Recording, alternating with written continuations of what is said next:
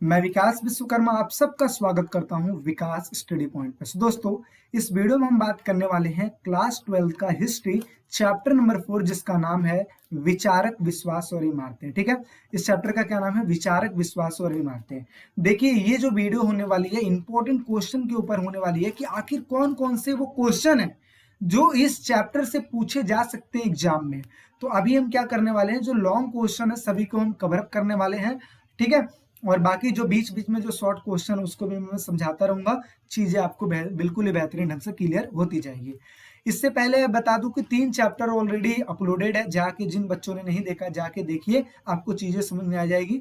एक चीज और कि ये इंपॉर्टेंट क्वेश्चन है, इसलिए मैं कुछ ही कम क्वेश्चनों को लेके बैठूंगा। ठीक है, और हाँ, वो सारे क्वेश्चन ऐसे रहेंगे जो कि आपके एग्जाम पॉइंट ऑफ व्यू से बहुत ही ज्यादा इंपॉर्टेंट है। विकास स्टडी पॉइंट का एक ऐप है, जाके आप प्ले स्टोर से डाउनलोड कीजिए।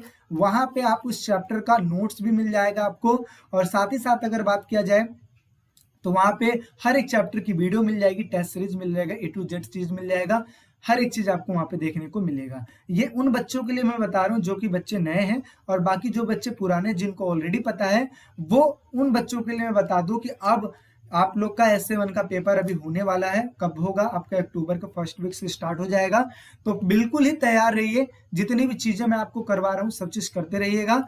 चलिए अब बात करते हैं हम इंपॉर्टेंट क्वेश्चन की।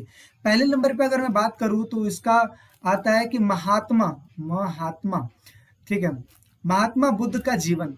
महात्मा बुद्ध का जीवन, यहाँ देखिए, ये जो क्वेश्चन है, इस क्वेश्चन को मैं इसलिए लिया हूं क्योंकि महात्मा बुद्ध से जुड़े कई सारे क्वेश्चंस एग्जाम में पूछे जाते हैं। इस वजह से थोड़े से जीवन के बारे में आपको बताना चाहता हूं। बेसिकली ये जो चैप्टर है वो कब से कब तक के बीच का है? 600 ईसा पूर्व से लेकर 600 ईस्वी के बीच का है। तो इस वजह से महात्मा बुद्ध के बारे में हम पढ़ने वाले हैं। सबसे पहली चीज की अगर मैं बात करूं तो जो महात्मा बुद्ध का जो जन्म हुआ था 563 ईस्वी में हुआ था, जो कि कहाँ हुआ था? लुम्बिनी में हुआ था। ठीक है ना? अच्छा, और किस मतलब कौन से परिवार में हुआ था? तो ये हुआ था कि इक्ष्वाकु वंशीय क्षत्रिय शाक्य कुल के राजा शुद्धोधन के घर में इनका जन्म हुआ था। इनकी माता का नाम था महामाया, और इनके जन्म के 7वें दिन इनकी माता का निधन हो जाता है, इनकी मृत्यु हो जाती है। इनका जो पालन होता है, अब ये इनकी जो माता थी, माता की जो बहन होती है, उनकी माता यानी कि उनकी माता की छोटी बहन और सगी बहन, जिनका नाम था महाप्रजापति गोमती, जिनका नाम था, उन्होंने लालन पालन किया। आगे चल के 29 वर्ष की आयु में सिद्धार्थ की जब शादी हो जाती है, यानी कि विवाहोपरांत एक मात्र प्रथम पुत्र, इनका एक पुत्र होता है जिनका नाम रखा गया था राहुल। ठीक है, राहुल, और धर्मपत्नी यशोधरा को त्याग कर संसार को जन्म मरण दुखों से मुक्ति दिलाने के लिए दिलाने के मार्ग एवं सत्य दिव्य ज्ञान की खोज में रात्रि में राजपाट का मोह त्याग करके वन की ओर चले गए। अब ध्यान से समझने वाली बात है कि सबसे पहले हमने ये बात किया कि जब इनका जन्म हुआ तो इनकी माता की डेथ हो गई थी 7 वर्ष की आयु में ही। जब ये 7 वर्ष के थे तभी 7 दिन के थे तभी इनकी माता की डेथ हो गई थी। ठीक है, आगे चल के क्या होता है कि इनका जो लालन पालन कौन करता है? वो करती है इनकी मौसी। ठीक है, और फिर आगे चल के जब इनकी शादी हो जाती है तो शादी के बाद उनका एक बेटा होता है जिनका नाम है राहुल, और जब इनकी शादी होती है उनका नाम था यशोधरा। अब जब इनको वैराग्य का ज्ञान होता है तो ये क्या करते हैं? घर बार छोड़कर निकल जाते हैं। और क्यों निकलते हैं?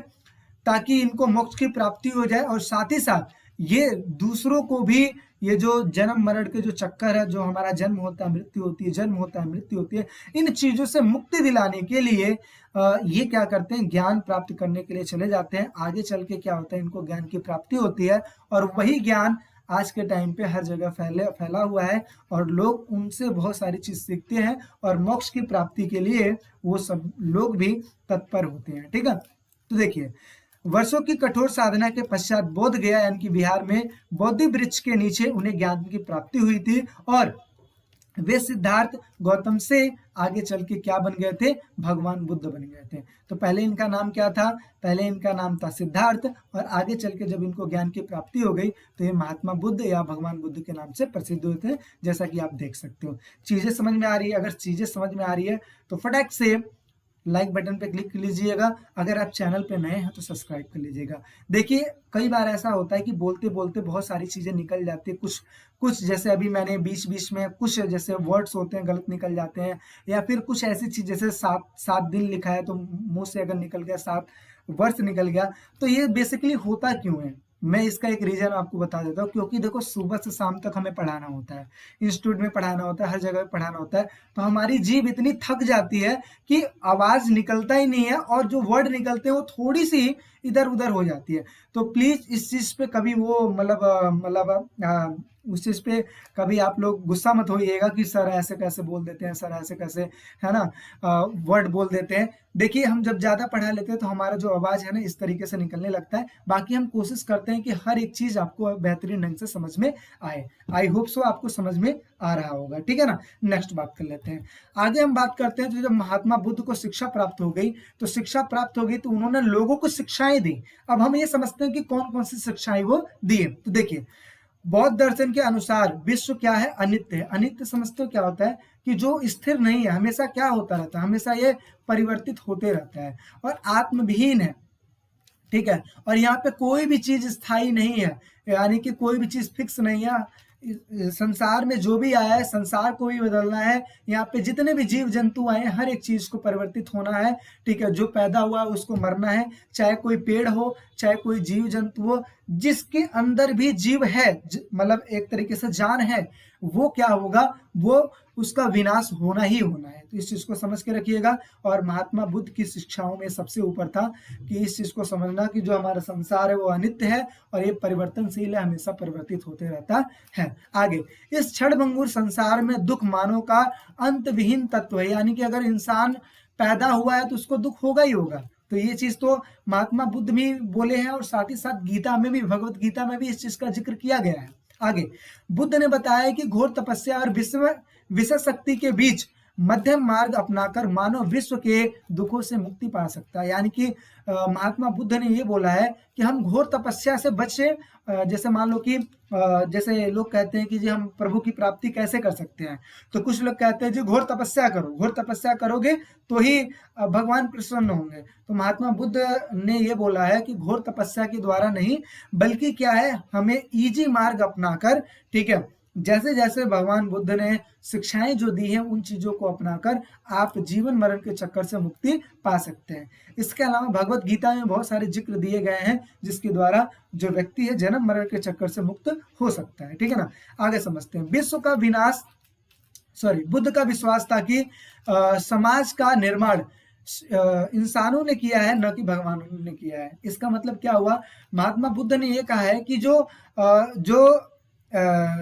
हम देखते हैं कि क्या बोलते हैं, जो अंधविश्वास होता है, ठीक है, और इसके अलावा जो रीति रिवाज होता है, जो वर्ड होता है, ठीक है, इन सभी चीजों का जो निर्माण है वो किसने किया है, इंसानों ने किया है, ना कि भगवानों ने किया है। भगवान ने इस चीज को किया है, ठीक है। आगे, इसलिए उन्होंने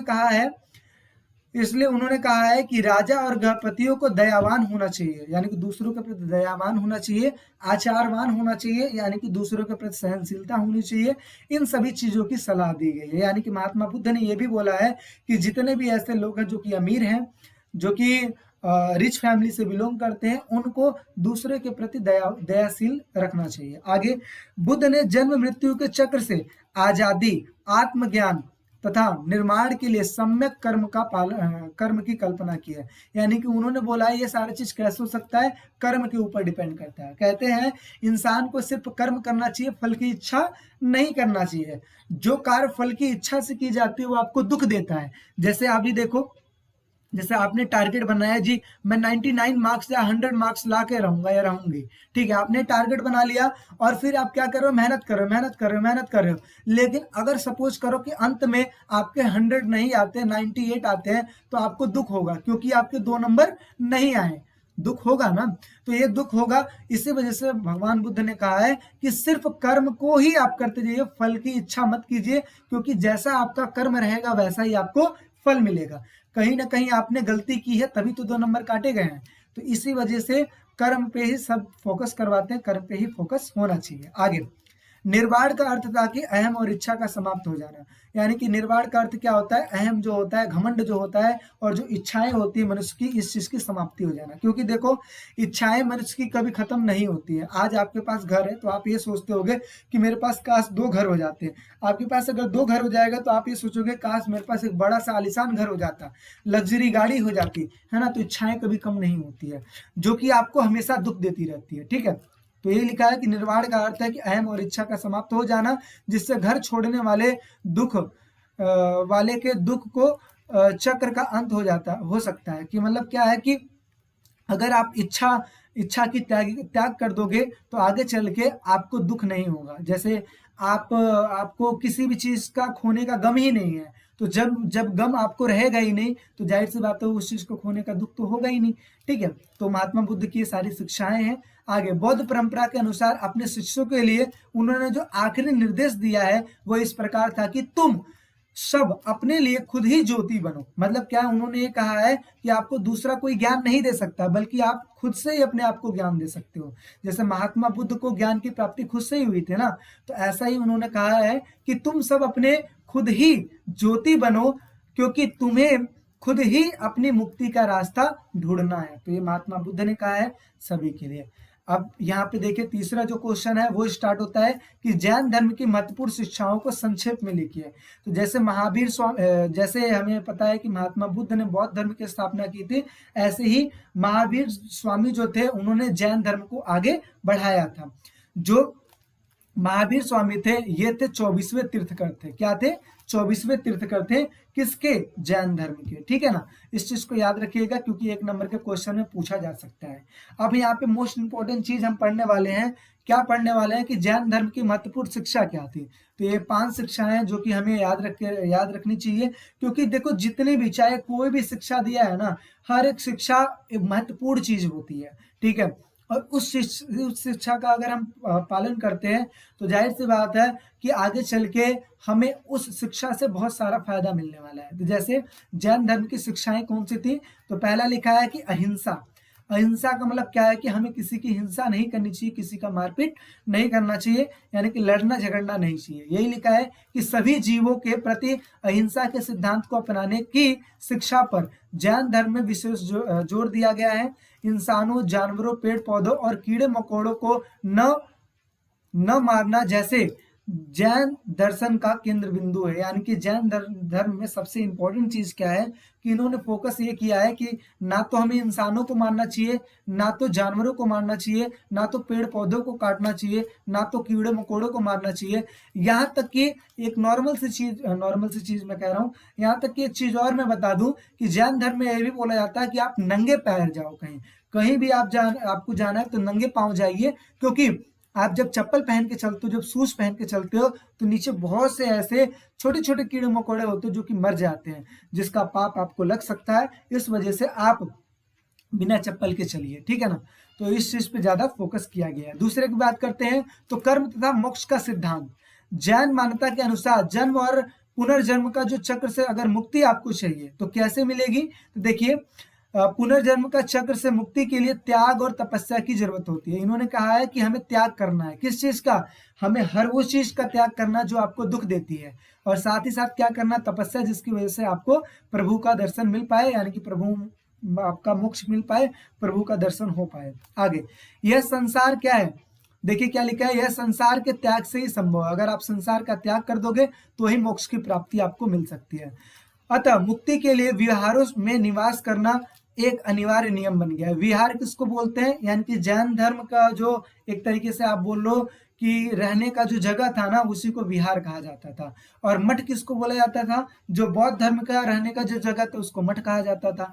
आगे त्रिरत्न, यानी कि जैन धर्म के अनुसार मनुष्य के जीवन का लक्ष्य मोक्ष की प्राप्ति है।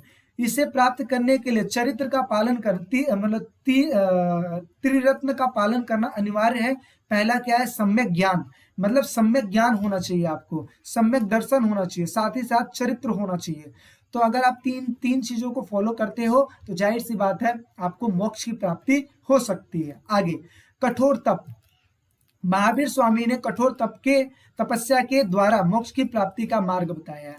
और इन्हीं के अपोजिट बुद्ध ने कहा, क्या कहा है? बुद्ध ने ये कहा है कि अगर आपको मुक्ति चाहिए तो आप कठोर तप मत करो, लेकिन जो नियम है उस चीज को फॉलो करो, और फॉलो करके भी आप मोक्ष की प्राप्ति कर सकते हो। जबकि ध्यान धर्म ने ये कहा है कि कठोर तपस्या से ही आप मोक्ष की प्राप्ति कर सकते हो। देखिए क्या लिखा है आगे, मोक्ष की प्राप्ति तभी हो सकती है जब मनुष्य सभी वस्तुओं का त्याग करके चिंतन और मनन करे। चिंतन का मतलब किसी चीज के बारे में चिंतन करे, और मनन करे यानी कि उस चीज का बार बार जिक्र करे।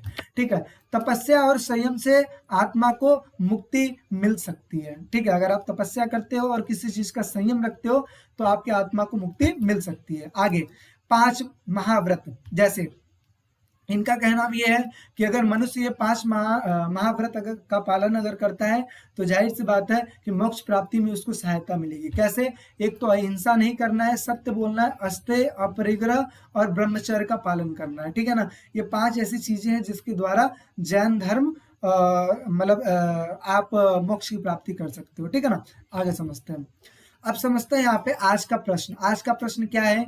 जैसे ये 4 क्वेश्चन बहुत ही ज्यादा इंपॉर्टेंट है, और इनमें से कोई एक क्वेश्चन 1 नंबर के क्वेश्चन में आपको देखने को मिल जाएगा। जैसे कौन कौन सा क्वेश्चन है, तो देखिए, बुद्ध का जन्म कहाँ हुआ था, और उनको ज्ञान की प्राप्ति कहाँ हुई थी, और उन्होंने पहला उपदेश कहाँ दिया था, और बुद्ध को निर्वाण कहाँ प्राप्त हुआ था। ये सब 1-1 नंबर के क्वेश्चन पूछे जाते हैं। जल्दी से आप इन सब चीज का आंसर जो है आप कमेंट सेक्शन में बताइए। अगर आपको नहीं आता है तो आप इसके लिए क्या करोगे? इसके लिए ये कहोगे कमेंट सेक्शन में मेरे से पूछ सकते हो। दूसरा ऑप्शन ये है कि आप नेट से निकाल के आप बता सकते हो। तीसरा ऑप्शन ये है कि आप विकास स्टडी पॉइंट का ऐप डाउनलोड कीजिए, वहां पे जाइए कोर्सेज पे, कोर्स देखिए, और वहां पे आपको वीडियोस, नोट, टेस्ट सीरीज हर चीज आपको अवेलेबल करा दी गई है। उन चीजों से पढ़ के आप इन सारे क्वेश्चनों का आंसर दे सकते हैं। जो भी बच्चा ऐप से पढ़ा होगा उन सभी को इन क्वेश्चनों का आंसर आता होगा, इतनी तो मेरी गारंटी है, क्योंकि इन सभी क्वेश्चनों को मैं बेहतरीन ढंग से कराया हूँ। देखिए, ये सिर्फ इंपॉर्टेंट क्वेश्चन की वीडियो है, लेकिन जो हमारे स्टूडेंट जो ऐप से पढ़ते हैं उनको क्या मिलता है? उनको वीडियो भी मिलती है, नोट्स भी मिलता है, टेस्ट सीरीज भी मिलती है, सैंपल पेपर भी मिलता है, A to Z हर चीज मिलता है, जो कि आपको ऐप पे जाने के बाद ही आपको पता लगेगा। ठीक है ना। बाकी नोट्स अगर आपको साइड बाय साइड लेना है तो 7011912793 पे आप मैसेज या कॉल करके बात करके ले सकते हैं। इसके अलावा आप हमारी वेबसाइट पे विजिट कर सकते हैं, जहाँ पे आपको सारी चीजें प्रोवाइड कर दी गई हैं। आगे समझते हैं, सांची के स्तूप के संरक्षण में भोपाल की बेगमों का क्या भूमिका रहा। क्योंकि आपको पता है जो सांची का स्तूप बनाया गया था उसमें कहीं ना कहीं योगदान था भोपाल की बेगमों का।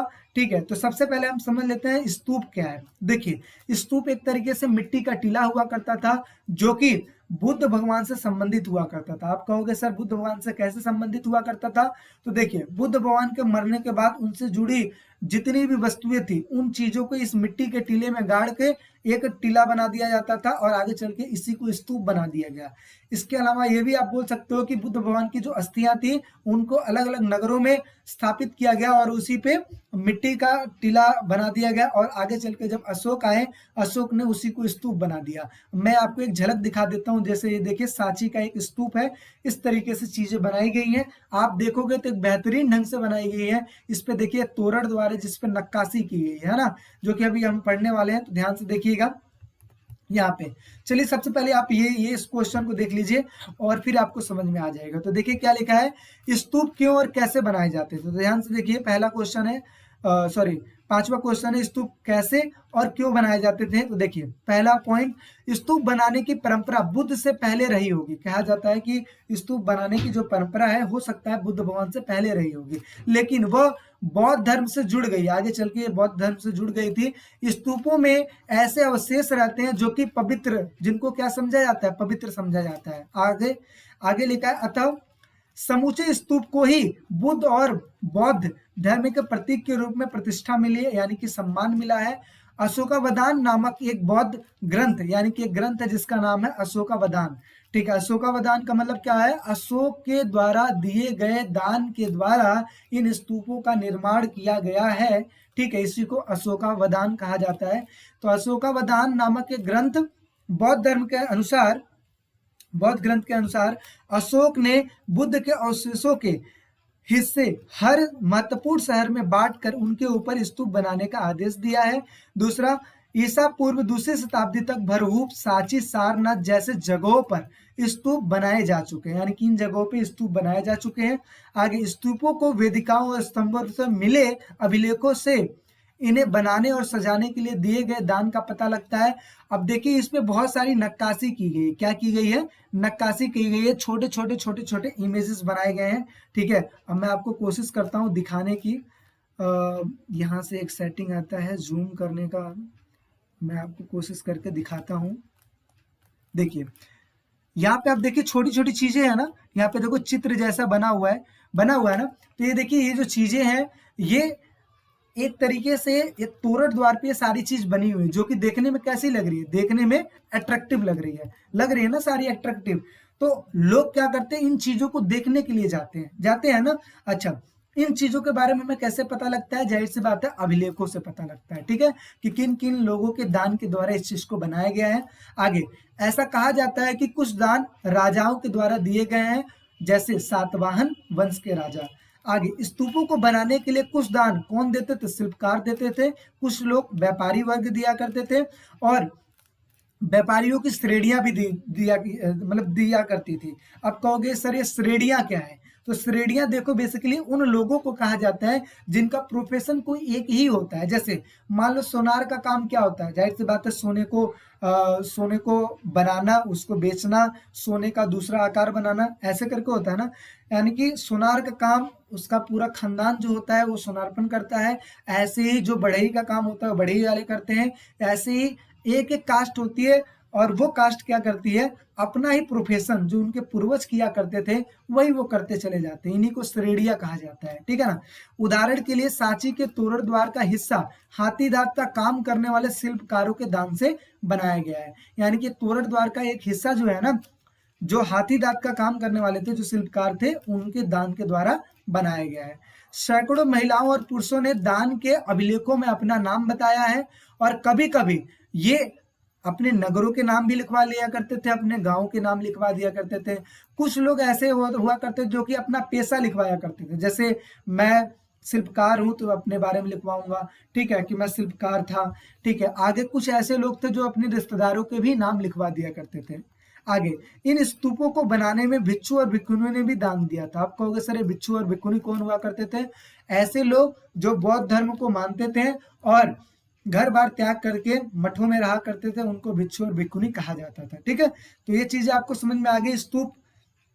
स्तूप क्यों और कैसे बनाए जाते थे। अब आपको ये समझना है कि इन स्तूपों को बचाए रखने में सांची की, भोपाल की जो बेगमें थी, ठीक है, उनका क्या योगदान था। तो बेसिकली अगर कहा जाए तो दो जगह है, एक का नाम है सांची और दूसरे का नाम है अमरावती। ये दो ऐसी जगह है जहां पे बहुत ही बढ़िया तरीके से स्तूप मिले हैं। लेकिन कहा जाए तो अमरावती का जो स्तूप है वो नष्ट हो गया। आप कहोगे सर ये नष्ट क्यों है, कैसे हो गया? तो नष्ट इस वजह से हो गया क्योंकि जो अंग्रेज हुआ करते थे, जो यूरोप के लोग हुआ करते थे, वो अमरावती के स्तूपों को उठा ले गए हैं। कहाँ पे?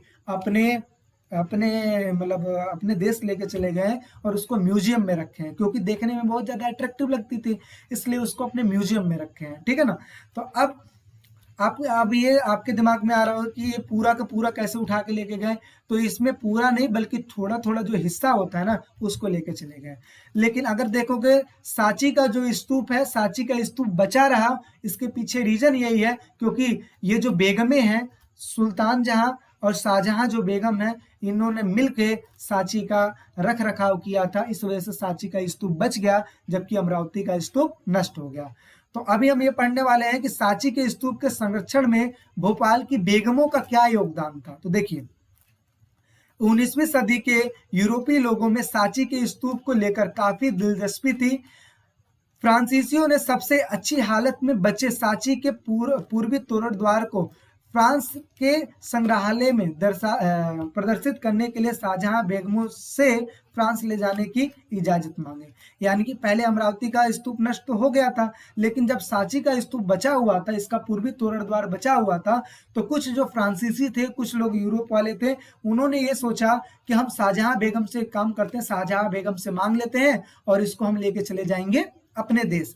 लेकिन आगे चल के क्या होता है, सांची की जो बेगमें थी ये बड़ी ही सावधानी पूर्वक तोरण द्वार का पीओपी यानी कि डुप्लीकेट बनवा दिया, जो बोलते हैं ना प्लास्टर ऑफ पेरिस, ठीक है, डुप्लीकेट बनवा के इन लोगों को दे दिया और ये लोग उसी में खुश हो गए और इस तरीके से जो सांची का स्तूप था वो बचा का बचा ही रह गया। यानी कि उनको जो दिया गया था वो डुप्लीकेट दिया गया था, पीओपी का बना हुआ चीज दे दिया गया था, जिसकी वजह से वो भी खुश हो गए थे और बाकी सांची का स्तूप तो बचा ही रह गया था। आगे भोपाल के शासकों जैसे शाहजहां बेगम और उनकी उत्तराधिकारी सुल्तान जहां बेगम, शाहजहां बेगम ये है और सुल्तान जहां बेगम ये है। आगे भोपाल के शासक शाहजहां बेगम और उनकी उत्तराधिकारी सुल्तान जहां बेगम ने इस प्राचीन स्थल के रख रखाव के लिए काफी धन अनुदान दिया था। सांची के स्तूप के संरक्षण में भोपाल की बेगमों ने बहुत सारा सहयोग किया था। यही कारण है कि जॉन मार्शल थे, वो जब सांची घूमने आए थे तो उन्होंने बहुत सारे ग्रंथ लिखे थे जो कि किसको समर्पित करके चले गए थे, सुल्तान जहां को समर्पित करके चले गए थे, यानी कि इनको देकर चले गए थे। सुल्तान जहां ने वहां पे एक संग्रहालय भी बनवाया यानी कि म्यूजियम बनवाया और एक अतिथिशाला बनवाया यानी कि गेस्ट रूम बनवाया और इन चीजों के लिए अनुदान दिया। और आगे चल के जो जॉन मार्शल ने जो पुस्तकें लिखी थी वो इन्हीं को देकर चले गए थे। आगे इस पुस्तक के विभिन्न खंडों के प्रकाशन में भी सुल्तान जहां बेगम ने अनुदान दिया, इसलिए यदि यह स्तूप समूह बना रहा यानी कि बचा रहा तो इसके पीछे कुछ विवेकपूर्ण निर्णय थे, जो कि किनके निर्णय थे, ये शाहजहां बेगम के और सुल्तान जहां बेगम के कुछ निर्णय थे जिसकी वजह से सांची का स्तूप बचा रहा, जो कि आज के टाइम पे अगर हम सांची जाते हैं तो हम देख सकते हैं। समझ में आ गया? तो इस तरीके से ये हो गया। नेक्स्ट बात कर लेते हैं। अगला क्वेश्चन ये है कि सांची की मूर्ति कला को समझने में बौद्ध साहित्य के ज्ञान से कहाँ तक सहायता मिलती है। तो देखिए हमें पता है कि इन चित्रों को देखकर भी हम कुछ आइडिया लगाते हैं, क्योंकि आपको ये चीज पता होगा कि इतिहास के बारे में हमें जानकारी कैसे प्राप्त लगती है, अभिलेखों से, ठीक है, साहित्य चीजों से, मूर्ति कला से, मुद्रांकों से, साथ ही साथ बची खुची चीजों से, और इसके अलावा बड़ी बड़ी इमारतों से, इसके अलावा मकानों से, इन सभी चीजों से हमें जानकारी प्राप्त होती है। अब हम ये समझते हैं कि सांची का जो मूर्ति कला है, इन चीज को समझने की मूर्ति कला से हमें बौद्ध साहित्य कहाँ तक समझ में आता है। तो देखिए यही लिखा है कि सांची की मूर्ति कला को समझने के लिए कला इतिहासकारों को बुद्ध के चरित्र लेखन के बारे में समझ बनानी पड़े।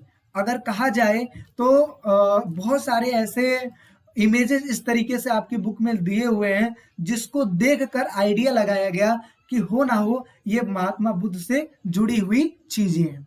तो यही लिखा है कि सांची की मूर्ति कला को समझने के लिए कला इतिहासकारों को बुद्ध के चरित्र लेखन के बारे में समझ बनानी पड़े। बुद्ध चरित्र लेखन के अनुसार एक वृक्ष के नीचे ध्यान करते हुए बुद्ध को ज्ञान की प्राप्ति हुई। जैसे कि आपको पता है कि स्टार्टिंग में, चलिए मैं आपको दिखा देता हूं, ये जो इमेज है देखिए, ये पेड़ के नीचे बैठे हुए हैं ना, तो ऐसे ही इमेज आपकी पुस्तक में बनाया गया है और ऐसा कहा जाता है कि इस वृक्ष के नीचे बुद्ध को ज्ञान की प्राप्ति हुई थी। आगे क्या लिखा है, सांची में कुछ सुंदर स्त्रियों का भी मूर्ति उत्कीर्ण है जो कि तोरण द्वार के किनारे एक पेड़ को पकड़कर झूलती हुई दिखाई गई है। जैसे इनको आप देख सकते हो ना, तोरण द्वार के किनारे ये एक तरीके से पेड़ों से झूलती हुई दिखाई दी गई है। आगे शुरू में विद्वान इस मूर्ति के महत्व के बारे में असमंजस थे, यानी कि कंफ्यूज थे।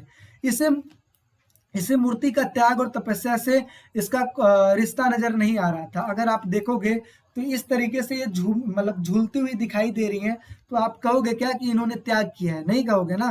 तो लोग जो थे उस टाइम के कंफ्यूज हो गए थे, असमंजस में पड़ गए थे कि आखिर ये किसकी मूर्ति है। तो फिर हमें समझ में आया कि साहित्यिक परंपराओं के अध्ययन से वे ये समझ पाए कि संस्कृत भाषा में वर्णित ये साल मंजिका की मूर्ति है। ये किसकी मूर्ति है? साल मंजिका की मूर्ति है। लोक परंपराओं में यह माना जाता है कि इस स्त्री द्वारा छुए जाने से वृक्ष में फूल खिल उठते हैं। अगर ये स्त्री किसी वृक्ष को छू लेती है तो वो वहां पे फूल खिल उठते हैं और साथ ही साथ फल लगने लगते हैं। ऐसा लगता है कि यह एक शुभ का प्रतीक, मतलब इन्हें एक शुभ का प्रतीक माना जाता है और इस कारण स्तूप के अलंकरण में प्रयुक्त हुआ। मतलब क्या है कि इस तरीके से इनको सांची के जो तोरण द्वार है उसमें इनको मतलब उत्कीर्ण किया गया, बनाया गया है। ठीक है ना। तो इस तरीके से तो हमें मूर्तियों से भी पता लगता है कि किस तरीके से बौद्ध साहित्य का ज्ञान हमें मिलता है। तो देखिए ये सालमंजिका की मूर्ति हो गई, और आप कहोगे सर ये किसकी मूर्ति है, तो ये देखिए जो जिन्होंने महात्मा बुद्ध का लालन पालन किया था, यानी कि जो उनकी मौसी थी, ये वो है महामाया जिनका नाम है। और इनके अलावा अगर बात किया जाए इनकी, तो ये गजलक्ष्मी है, इनका क्या नाम है, गजलक्ष्मी। देखिए यहाँ पे हाथी बना हुआ है और हाथी इनके ऊपर फूल बरसा रहा है, तो इस वजह से इनको गजलक्ष्मी का नाम दिया जाता है। आगे, सांची में जातकों से ली गई जानवरों की कहानियां हैं। ऐसा लगता है कि यहाँ पर लोगों को आकर्षित करने के लिए जानवरों का उत्कीर्ण किया गया है। यानी कि अगर कहा जाए तो जो सांची पे इतने सारे जो जानवर की तस्वीरें बनाई गई है, इसलिए बनाई गई है ताकि लोग इससे क्या हो, अट्रैक्ट हो। आगे, एक महिला मूर्ति को इतिहासकारों ने माया से जोड़ा हुआ है, यानी कि इनकी बात हो रही है, ये माँ माया से जोड़ा हुआ है। दूसरे इतिहासकार इसे एक लोकप्रिय देवी गजलक्ष्मी मानते हैं, इनकी बात की जा रही है, गजलक्ष्मी इनको मानते हैं।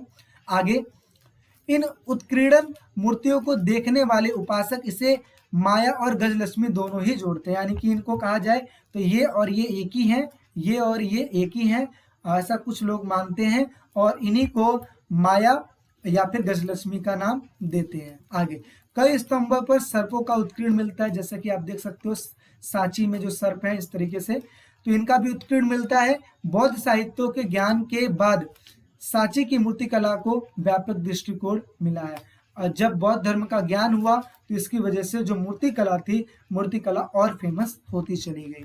तो इस तरीके से चीजें हैं। आई होप सो आपको समझ में आया होगा, समझाने की मेरी पूरी कोशिश है कि आपको हर चीज क्लियर होता जाए। अब हम नेक्स्ट समझ लेते हैं, यहाँ पे 2 क्वेश्चन और बचे हुए हैं, एक है वैष्णववाद और दूसरा है शैववाद। देखिए इसको यहीं पे क्लियर कर दूं, वैष्णववाद बोला जाता है विष्णु जी को, और शैववाद उनको बोला जाता है जो शिव जी की पूजा किया करते हैं। तो क्वेश्चन आपसे ये पूछता है कि वैष्णववाद और शैववाद के उदय से जुड़ी वास्तुकला और मूर्तिकला के विकास की चर्चा कीजिए। ठीक है, तो अब देखिए बौद्ध धर्म और जैन धर्म के साथ साथ कुछ अलग परंपराओं का भी विकास हो रहा था, जिन्हें हिंदू धर्म के नाम से जाना जाता था। हिंदू परंपरा जिसमें विष्णु को महत्वपूर्ण देवता माना जाता था, उन्हें वैष्णव कहा गया, और संकल्पना जिसमें शिव को परमेश्वर के रूप में स्वीकार किया गया, इनको शैव कहा गया। इनमें एक विशेष देवता की पूजा को खास महत्व दिया जाता था।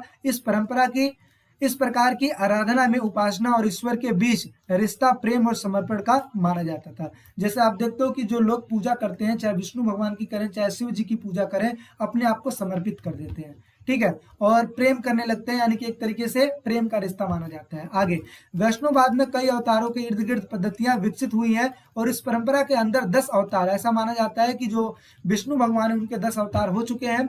अस्थायी देवताओं को विष्णु का रूप मान लेना एकीकृत धार्मिक परंपराओं के निर्माण का एक महत्वपूर्ण प्रतीक था। अगर कहा जाए तो स्थायी जो देवता है वो विष्णु भगवान को माना जाता है, और सिर्फ विष्णु भगवान को क्यों, क्योंकि जो 10 अवतार हुए वो विष्णु भगवान के अवतार हुए थे। जैसे कृष्ण भगवान के रूप में आ गए थे, जैसे अगर बात किया जाए तो राम जी के रूप में आ गए थे, है ना, इस तरीके से 10 अवतार हुए थे। लेकिन अस्थायी रूप अगर बोला जाए तो किसका था, वो विष्णु जी का था। कई अवतारों को मूर्तियों के रूप में दिखाया गया है। दूसरे देवताओं की मूर्तियां भी बनी हुई हैं, जैसे शिव को उनके प्रतीक लिंग के रूप में पूजा जाता है। कई जगहों पे शिव भगवान को जो है उनकी मूर्ति बना के पूजा की जाती है, कई जगहों पे लिंग के रूप में पूजा की जाती है, ठीक है, लेकिन कई बार मनुष्य के रूप में भी दिखाया गया है। ये सारे चित्रण देवताओं से जुड़ी हुई मिश्रित और धारणाओं पर आधारित है, और इनकी खूबियां और प्रतीक को उनके शिव वस्त्र, आभूषण, आयुधों और बैठने की शैली से इंगित किया गया। अब आप ये कहोगे, देखिए यहाँ पे बेसिकली अगर समझाया जाए तो चाहे विष्णु भगवान हो चाहे शिव भगवान हो, जो दोनों लोग हैं, आपने देखा होगा जहां पे विष्णु भगवान का जो शस्त्र है वो है चक्र, और वहीं पे शिव जी का देखोगे तो वो है त्रिशूल। अगर वहीं पे देखोगे तो विष्णु भगवान जो है जो आभूषणों से लदे रहते हैं। वहीं पे आप शिव जी को देखोगे तो आभूषण नहीं बल्कि उनके कंठी माला इत्यादि चीजें होती हैं। तो आप देखोगे दोनों लोग अलग अलग हैं, दोनों लोग का आभूषण अलग अलग है, दोनों लोग जो अस्त्र धारण कर रखे हैं वो भी अलग अलग है, दोनों लोग जो वस्त्र पहन रखे हैं वो भी अलग अलग है, और उनकी बैठने की जो शैली है वो भी अलग है। जहाँ पे शिव जी को देखोगे वो पत्थर पे बैठा करते हैं, ठीक है। वहीं पे आप अगर विष्णु जी को देखोगे तो उनका जो जिस चीज पे लेटते हैं वो है शेषनाग, ठीक है ना। तो इस तरीके से हम वैष्णववाद और शिववाद को समझ सकते हैं। अब इसके बाद एक लास्ट क्वेश्चन है जिसका नाम है नियतिवाद और भौतिकवाद। नियतिवाद और भौतिकवाद क्या है? नियतिवाद उन लोगों को कहा जाता है जो ये मानते हैं कि जो भी उनके साथ घटित हो रही है वो पहले से निर्धारित है, उन्हीं को कहते हैं नियतिवाद। भौतिकवाद उन लोगों को कहा जाता है जो कहते हैं जी भगवान कुछ नहीं कर रहा है, सब के सब इंसान कर रहे हैं। अगर आप नॉर्मल से देखोगे, अगर मैं यहाँ पे बैठ के पढ़ा रहा हूँ तो इसका पढ़ाने का मतलब ये है कि मैं ही पढ़ा रहा हूँ ना, इसमें भगवान का क्या रोल है? ये ऐसा कौन मानता है? ऐसा मानते हैं भौतिकवादी। और नियतिवादी कहते हैं ये नियति में पहले से लिखी गई चीजें हैं। जैसे आप देखते हो कि कोई घटना घट जाती है तो कहते हैं जी ये पहले से लिखाया था। तो वो जो इन विचारधाराओं पर निर्भर करता है उसी को नियतिवादी कहते हैं। और जो भौतिकवादी, जो संसार में जितनी भी एक्टिविटीज हो रही है उस चीज का श्रेय खुद को लेते हैं, वो भौतिकवादी होते हैं। तो देखिए क्या लिखा है, नियतिवादियों के अनुसार सब कुछ जो पूर्व निर्धारित होता है, ठीक है। नियतिवादी मानते हैं कि जो भी उनके साथ घटित हो रहा है वो पूर्व निर्धारित होता है, यानी कि पहले से लिखाई गई चीजें होती हैं। जबकि भौतिकवादी ये मानते हैं, भौतिकवादी लोकायत परंपरा को मानते हैं, आजीविका को ही नियतिवादी कहा जाता है। ये किसी प्रकार के कारण परिणाम में विश्वास नहीं करते हैं, यानी कि अगर कहा जाए तो ये किस प्रकार के कोई कारण और परिणाम में विश्वास नहीं करते हैं। जैसे देखते हो कि जैसे मान लो कि आपका क्या हुआ, सपोज क्या है, आप जा रहे हो, रास्ते में जा रहे हो और आपको ठक्कर लग जाता है और आप रास्ते में गिर जाते हो। पता लगता है कि आपके पैर में चोट लग गया है। तो कारण क्या हुआ कि आप देख के नहीं चल रहे थे, परिणाम क्या हुआ कि आपको चोट लग गया, ठीक है। लेकिन ये कौन मानता है? ये भौतिकवादी मानते हैं जी कारण था तभी इसका परिणाम निकला है। जबकि नियतिवादी ये कहते हैं ये जो आपको चोट लगा है ना, ये पहले से ही डिसाइडेबल था कि आपको चोट लगना है तो आपको चोट लगना है। आगे अब कुछ ऐसे लोग हैं, जैसे अगर मैं बात करूं तो मक्खाली गोसाल एक नियतिवादी दार्शनिक है। अब देखिए ये भी एक नंबर का क्वेश्चन है, पूछा जा सकता है कि नियतिवादी के दार्शनिक कौन है, तो ये इनका नाम है मक्खाली गोसाल, ठीक है। और जबकि भौतिकवादी के जो दार्शनिक है, जो इस चीज को फॉलो करते हैं, उनका नाम है केस कम्बलीन, ये उनका नाम है, ठीक है ना। दोनों के जो विचार है ये उपनिषदों में लिखे गए हैं, यानी कि जो किताब है उस चीज में लिखे गए हैं। आगे नियतिवादी सुख और दुख को पूर्व निर्धारित मानते हैं। इनका मानना है कि जो भी उनके साथ हो रहा है, चाहे सुख हो रहा है चाहे दुख हो रहा है, वो सब का सब लिखा गया है। और मूर्ख और विद्वान दोनों ही पूर्व निर्धारित रास्ते से ही होते हुए दुखों का निदान करते हैं। और इनका मानना यह है कि चाहे वो मूर्ख हो चाहे विद्वान हो, देखो दुख तो दोनों को ही होना है, ठीक है ना, क्योंकि इंसान का अगर शरीर मिला हुआ है तो दुख तो होगा ही होगा। देखिए चाहे कृष्ण भगवान पैदा हुए हो, चाहे राम जी पैदा हुए हो, बेशक वो भगवान थे, लेकिन इंसान का रूप मिला है तो दुख तो होना ही होना है। तो आगे चल के क्या होता है, भौतिकवादी दान देने की बात को मूर्खतापूर्ण मानते हैं। भौतिकवादी ये कहते हैं जी दान नहीं देना चाहिए, लोगों का कर्म है कि वो काम करें तो ही उनको वो चीज मिलना चाहिए। मूर्ख और विद्वान दोनों ही नष्ट हो जाते हैं क्योंकि मृत्यु के बाद कोई नहीं बचता। जो भौतिकवादी ये मानते हैं कि चाहे मूर्ख हो चाहे विद्वान हो, कोई भी हो, सभी मर जाते हैं क्योंकि मृत्यु सबकी आनी है, कोई नहीं बचेगा। तो ये है नियतिवादी और भौतिकवादी में डिफरेंस। और इसी के साथ ये चैप्टर ओवर हो जाता है। आई होप सो आपको अच्छा लगा होगा, सारा चीज समझाने की कोशिश की गई होगी। वीडियो को एक बार मत देखिए प्लीज, एक बार दो बार तीन बार कई बार अगर आप देखोगे तो ये इससे क्या होगा, आपको रट जाएगा। जब चीजें रटी रटाई चीजें रहेंगी तो जाहिर सी बात है एक तो आपको कंठस्थ हो जाएगा, यानी कि याद भी हो जाएगा, और साथ ही साथ आपके एग्जाम में बहुत ही अच्छे नंबर आएंगे। बाकी अगर आप ऐप डाउनलोड नहीं किए तो ऐप डाउनलोड कर लीजिए, वहाँ पे कोर्स से परचेज करके आप स्टडी कीजिए। बाकी चैनल पे नए हैं तो सब्सक्राइब कर लीजिएगा। बाकी मिलते हैं एक नेक्स्ट वीडियो में, अभी के लिए टेक केयर, बाय बाय।